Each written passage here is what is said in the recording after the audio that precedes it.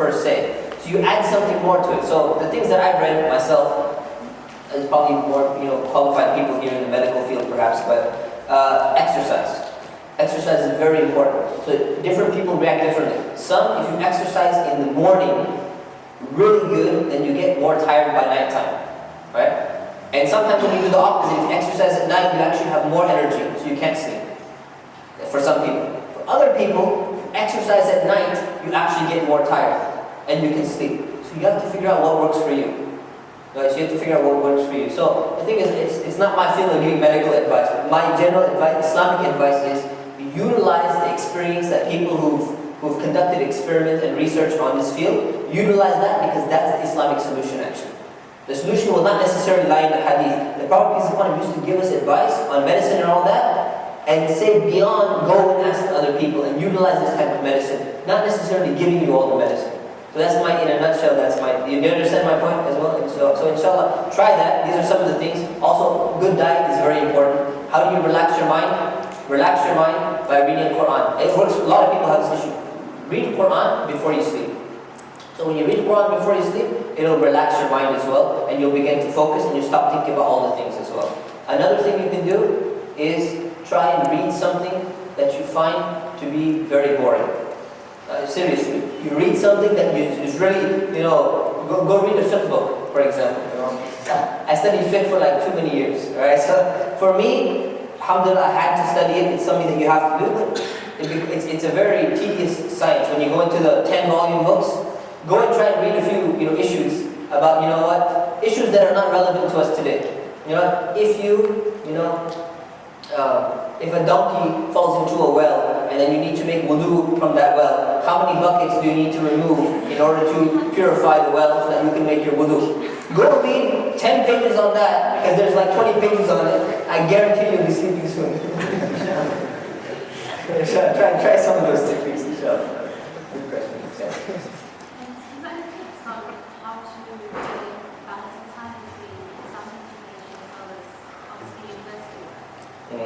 How to balance between Islamic education and university education. This is the thing. You need to set aside a consistent amount of time for your Islamic education. This is very important. Your university education is going to take up most of your time, especially if you're a full-time student. So what you do is utilize, first get a limited number of books that have been highly recommended to you by certain people, and say, okay, I need to finish these books. Count the number of pages that you need to read. Take how much time it average takes you to read a page. Calculate, look, this is going to take me this much time to finish. Allocate that on a daily basis and be consistent. So if you can allocate 1 hour a day during your school days to Islamic education, it's still not too bad. Just reading, outside of activities, it's still not too bad. Right? So you allocate that, and every day you read, you're going to learn a lot. If you can do 2 hours, do 2 hours.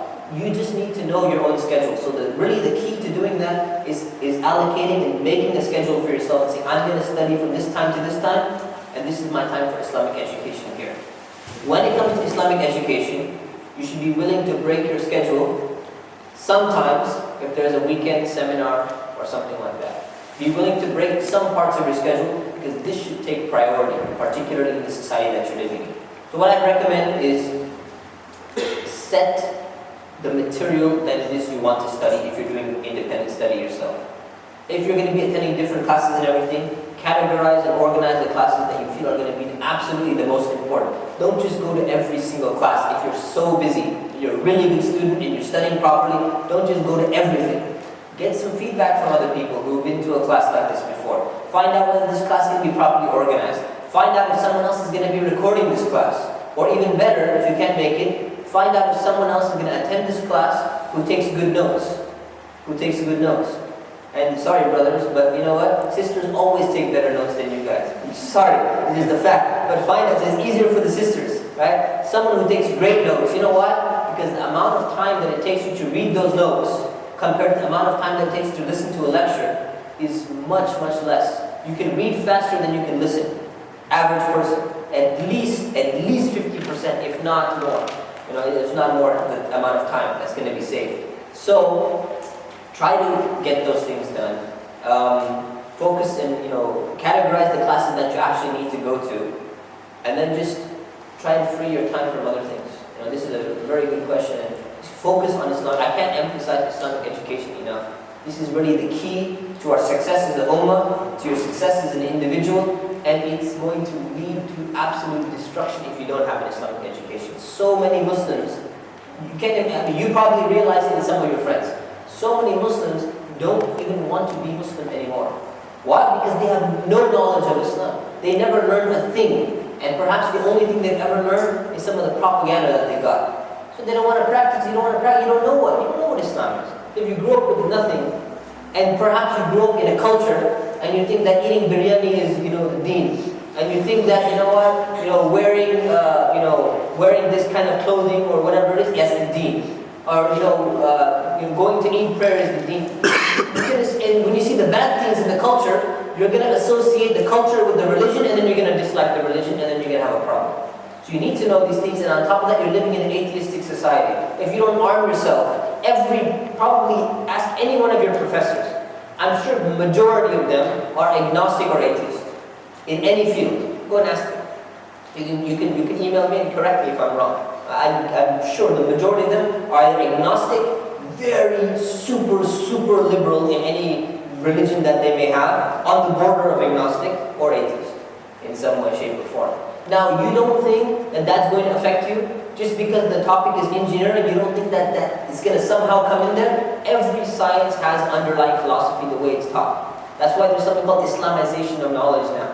They're saying we need to Islamicize every single subject, including mathematics.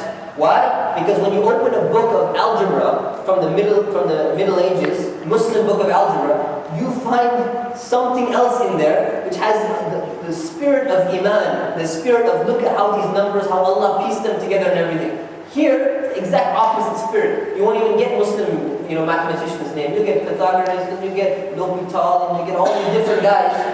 The Muslim ones usually are just kind of left out. So you get this different culture. So anyway, focus on Islamic education. Don't ever neglect it. This is extremely important.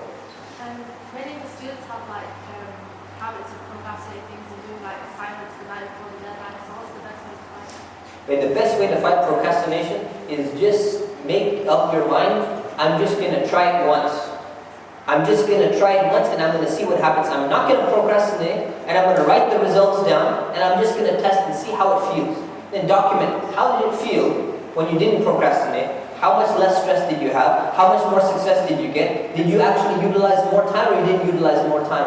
When you see the results, inshallah you'll be happy. It's like those people who start working out and they see some results quickly after 1 month. Got some biceps, got six-pack coming, and some weights going down, 10 pounds down and everything. You see some results, okay, let's keep this up. And if you don't see any results, oh man, we've been doing this for a month, no results. Try it and just trust. Just put your mind, I'm just going to do it once to see how it works. I guarantee you'll see the results. Write the results down in a diary or something like that so you remember. Tell your friends about the results. Tell your friends to remind you. Remind me not to ever do this again because it was so awesome last time. Just do that, and inshallah you'll see the results, and you'll get out of that cycle. And there's other tips. Go to Google search how to stop procrastinating. There's so many books on it. Read those books. There's good tips. Just go through it. This will make or break you. Inshallah, this will make or break you. And you mentioned that in this age people can desensitize things like appearance and You have to speak up. So you mentioned that you can desensitize the things that we hear and listen. What kind of advice or tips would you give to try and bring that back? It desensitized to what did you say? You mentioned you can desensitize the hearing of our Yes. So tips for removing the desensitization. Yeah. Okay, you become desensitized to all the things that Islam has told us to avoid. And let's just not look at it like that. The things that Islam has told us will harm you. You become desensitized to them. So how can we avoid that? Well, the first thing is your company. Okay, the first and most important thing is your company. The Prophet peace upon him, he said, "Ar-rajulu ala dini khalilihi." Just think about this wording. A person is on the deen of their khalil. Khalil means your best friend. Okay? Now, you are going to be on the deen of your best friend. Now, what does deen mean? Deen is religion, or you can translate it as way of life. So what is the Prophet peace be upon him saying? He's saying that your best friend is going to affect you so much, not just in the way you dress, or in the way you eat, or the things that you do. It's going to affect you in your whole way of life. And then he said, فَلْيَنْظُرْ أَحَدُكُمْ مَنْ يُخَالِلْ. Be careful, be very careful who you take as your best friend. So this is, to just take this advice and say, look, if you admit that your surrounding, the people who you have around you, are going to influence the way you think, then you ask yourself, who are the people who influence you the most? Could be parents. Since there's a generation gap today, perhaps it could be friends more than parents actually. So you find your best friends have such an influence on you. Who else has an influence on you? Movies, your favorite movie actor, if you like Brad Pitt, if you like Angelina Jolie, if you like all these people, then when they star in a movie and they do something and she puts a cigarette in her mouth, I don't think she smoked anyway, she puts a cigarette in her mouth, Brad Pitt puts a cigarette in his mouth, whatever it may be, because they paid them $25,000 just to put it in their mouth, because they know how you're going to be affected. Just think about this, an advertisement, right? Any advertisement in a movie, they pay an actor $50,000 from a company just so that they can go and smoke that one brand name of cigarette. And you think they're stupid? They're going to pay one person $50,000 just to put a cigarette in their mouth? No, they're not stupid. They have PhDs in psychology. They know how you think. So if you take these people as your Khalil, your best friend or your hero or whatever it may be, and you go and watch them, you're going to be affected by them. Every little kid goes and he watches Batman, and then he comes home and he starts jumping around the house. I'm Batman, I'm doing this. Goes and watches Spider-Man, all of a sudden he becomes Spider-Man, and he's throwing like some little string over here, and I'm Spider-Man. And whenever you watch the hero of that movie, or the hero of that TV show, they do certain things. And you begin to be affected by that, you try to emulate that. So what's the simple solution? فَلْيَنْظُرْ أَحَدُكُمْ مَنْ يُخَالِلْ. Be careful of whom you take as your Khalil. Meaning, if you know that you're going to be influenced this way, don't watch that movie. If you know that this is going to affect you this way, don't watch that thing. If you have a certain friend on Facebook and they're posting certain things, hey, let's go to this party. And you say, you know what, I don't really want to go to that party. But you know, I'll still be friends with the person, but you know, I just don't accept those invitations. Just think about how you're being affected. Right? You have the ability to change the environmental influences around you to a certain extent. At least to a certain extent. So what you should focus on is you cannot change the entire society. You're going to see some billboards out there that you shouldn't be looking at. You're going to see some other people that you shouldn't be, you know, whatever it may be. You're going to see influences. But when you change your immediate surrounding, the way that you want it to be Islamically, then that will strengthen you so much, outside surrounding is not going to affect you as much.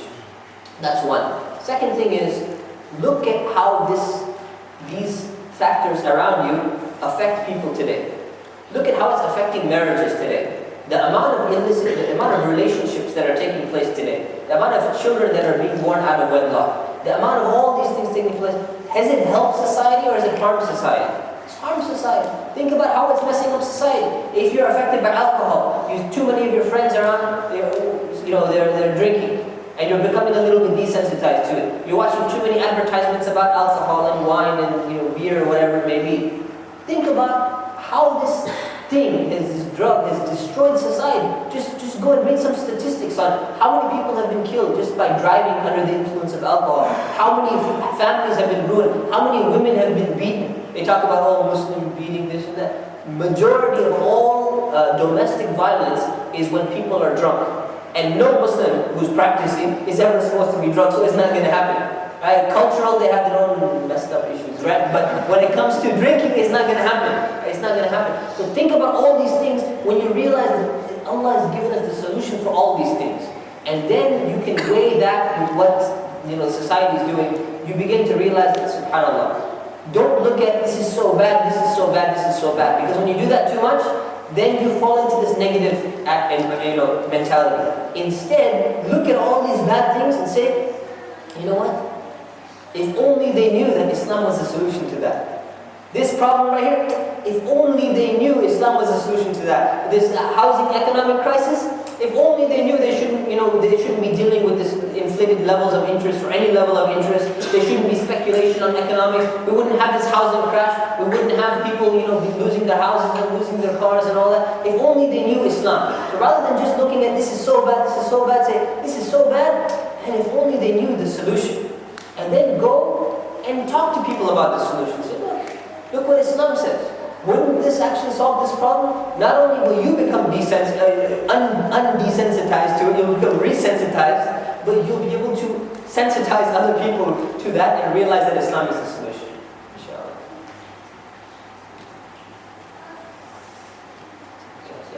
Any topic, by the way. Just wanted to ask, how important is it to be involved in institutions like the Islamic Society in activism, volunteer, helping others? Second thing, yesterday, the results for the elections for the Islamic Society were announced. So what's your advice for the brothers and sisters who got elected, and your advice for brothers and sisters who did not, who were not so lucky?